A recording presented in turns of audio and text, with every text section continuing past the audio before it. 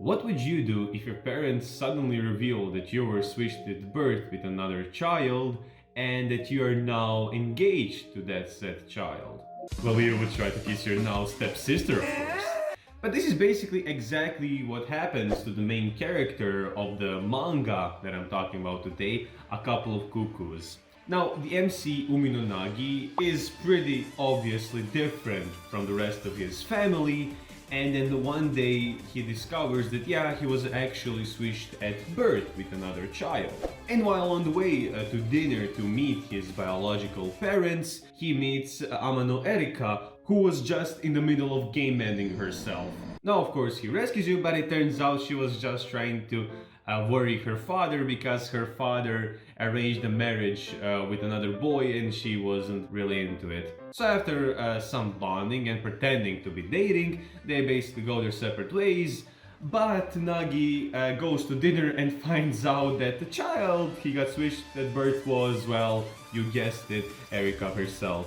And now, bada bim bada boom, turns out that the guy Erika is engaged to is Nagi, and we have our manga. And honestly, if you like stuff like kisses, domestic girlfriend, kanojo mo kanojo, you need to seek some serious clinical help. But other than that, you can have another degenerate sec manga to add to your list. And man, I don't think people understand just how technically degenerate this manga is. Let's take a look at Nagi's harem, because this is a harem manga, of course. We have Erika, who is kind of like the main girl and the girl he is engaged to. And of course, there's not any problem, like they ain't blood related, you know. But when you look at it a bit deeper, like she's the child of his biological father, so that technically makes them somewhat of step siblings. No, but then you go even further beyond, and then you realize that his kind of actual little sister that he grew up with, Umino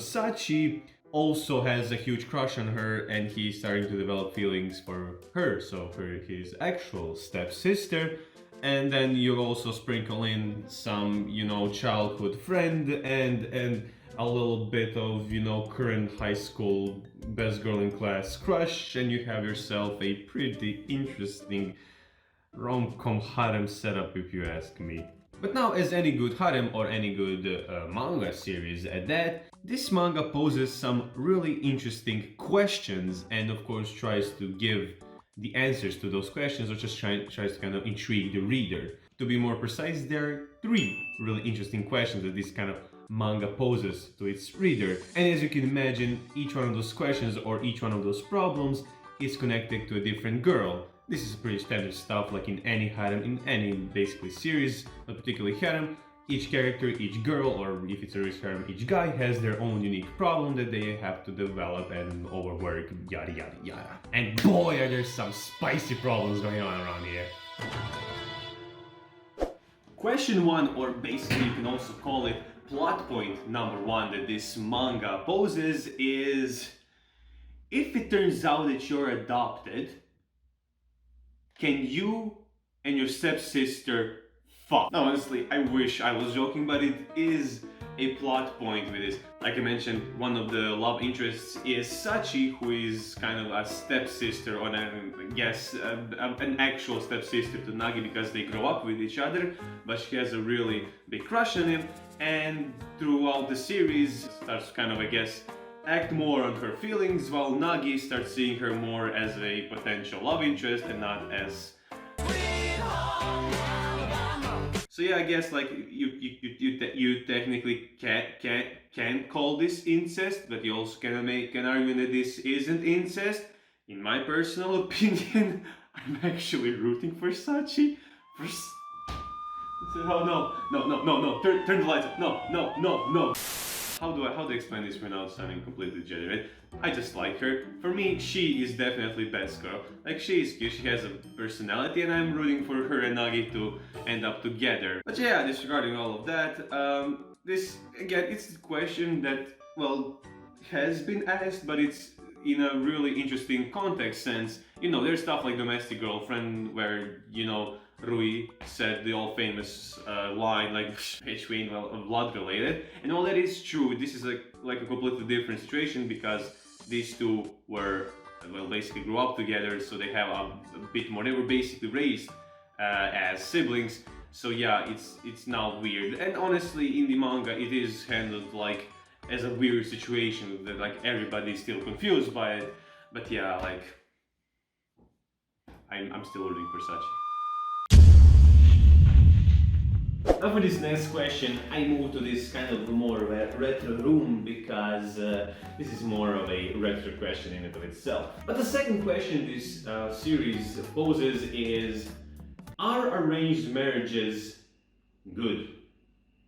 Well, yeah, from the premise you could have guessed this was coming. But now you would think that this question was connected to the main kind of heroine, Erika, because of the whole premise. But this question actually concerns itself more with Segawa Hiro, who is kind of the main character's current crush.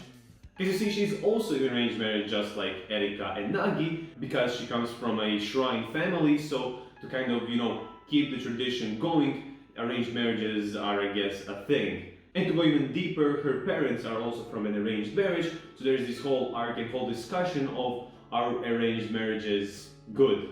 Now, of course, in the context of this story, it's presented in a negative light, and most of the times I think it is negative. But yeah, she's kind of trying to escape that arranged marriage thing and kind of live on her own and, you know, basically prove herself that she doesn't need anyone to take over the shrine. Again, a nice character point, and it just shows like that, yeah, this manga on surface level is just like all haha fun and games with like some nice horny artwork, and I mean there are some horny scenes as any good Harem anime and manga, but in general, like when you go a bit deeper, it does pose some really nice questions, and there are also some really interesting character moments that happen because of them.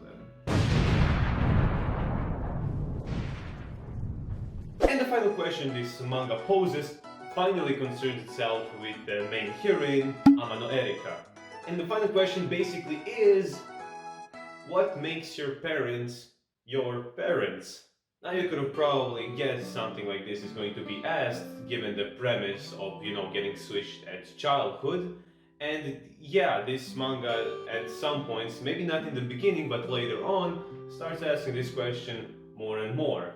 It's basically a question of like, are your biological parents your real parents, or are the people who raised you your real parents? Like the main characters at the beginning both kind of disregard their original biological parents as their real parents and instead choose like the people that raised them and care for them as their real parents, which is, you know, a really noble thing to do. But throughout the series they kind of start to accept all of their parents and basically start saying we basically have 4 parents. And I think that it is extremely wholesome development. Now the manga isn't done yet, so a lot of these questions, all these plot points aren't answered yet, but the amount that it was already explored is already pretty interesting to me. For example, I do love the huge like contrast between these two families, since even in the story the main characters, Nagi's character parents are more prevalent, which can be, you know, correlated to, yeah, he's the main character, but it's more so that his parents are kind of poor. They like run a really small, I think it's a ramen shop, and of course because of that, you know, they're around their children much more, so therefore they are in the story much more. While Erika's parents are like these big shots, like her dad is, well, their dad their dad is a hotel tycoon, while her mother basically like leads these huge TV stations. So they're way wealthier than the like much more poor. A blonde family, but that also means that they are not at home as much. And then in coloration, that means that they are not in the story as much. These are these small details that make this story pop, because, you know, you don't notice this stuff on first glance, but like reading and then looking back, you notice them, and then all these questions and, you know, this whole weird situation that the characters find themselves in just starts seeming so much more like deeper and more interesting, in my opinion. And yeah, that's pretty much everything I have to say about A Couple of Cuckoos manga. I try to not spoil it all that much. I do pledge to give it a try, especially if you like harem romance manga. It's really fun and really interesting. The character dynamics are really awesome and pretty much do sell the manga. Or you can just wait for April 23rd when the anime adaptation is supposed to start airing. Yeah, in a couple of weeks. This the anime adaptation, this manga, is gonna start airing, so you can also check that out if you want. And maybe if you can't wait for the Couple of Cuckoos anime adaptation to start and you want something to generate to fill your time in that period, you can check out this video where I talk about Mirror Tights, which is basically an anime that's purely made to animate, and I mean really, really nicely animate some anime girl thighs. But yeah, in the end, all I have to say is thank you guys so much for watching, and I hope to see you in another video. Stay strong, guys.